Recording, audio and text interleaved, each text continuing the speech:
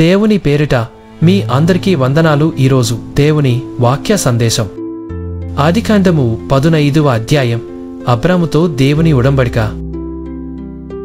ఒకరోజు అబ్రాముకు దేవుడు దర్శనమిచ్చి, అబ్రామా, భయపడకుము, నేను నీకు రక్షణ కవచముగా ఉండి మహాఫలమును అనుగ్రహించెదను అని అన్నాడు. అయితే అబ్రాము దేవునితో, ప్రభువా, నీవు నాకు సంతానాన్ని ఇచ్చిన దాఖలాలు లేవు. నా ఇంటికి వారసుడు దమస్కు ఎలియేజరు అవుతున్నాడు అని బాధతో చెప్పాడు.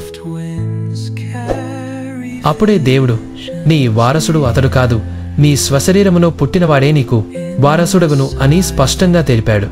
ఆపై అబ్రామును బయటకు తీసుకువెళ్లి ఆకాశాన్ని చూపించి, నీవు ఆకాశ తారకలను లెక్కించగలవా? నీ సంతానం అంతే విస్తరించును అని ఆశీర్వదించాడు.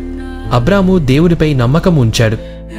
ఇది దేవునికి ప్రియమైనది కాబట్టి దేవుడు అతన్ని న్యాయవంతుడిగా గణించాడు.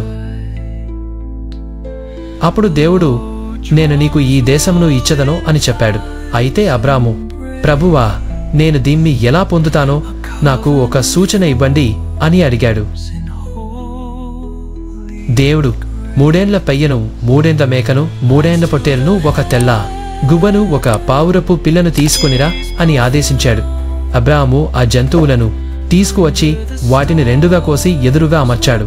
అయితే పక్షులను కోయలేదు. తర్వాత కొన్ని గద్దలు ఆ కళేబరముల మీద వాలినప్పుడు అబ్రాము వాటిని తోలివేశెను. సాయంత్రం అయ్యేసరికి అబ్రాము లోతైన నిద్రలోకి వెళ్ళిపోయాడు. అతనిపై ఒక భయంకరమైన చీకటి కమ్ముకుంది. అప్పుడు దేవుడు ప్రవచిస్తూ, నీ సంతానం పరదేశంగా ఉండి 400 సంవత్సరాలు బానిసత్వంలో బాధపడు. కాని నేను ఆ జాతిని శిక్షించదను. ఆపై వారు అపారమైన ఆస్తితో బయలుదేరి వస్తారు అని చెప్పాడు. ఆ సమయంలో ఒక పొగమంచుతో కూడిన కుండ మరియు అగ్నిజ్యోతి ఆ మృతదేహాల మధ్య నడిచి వెళ్ళాయి. ఇది దేవుని ఒడంబడికకు సంకేతం.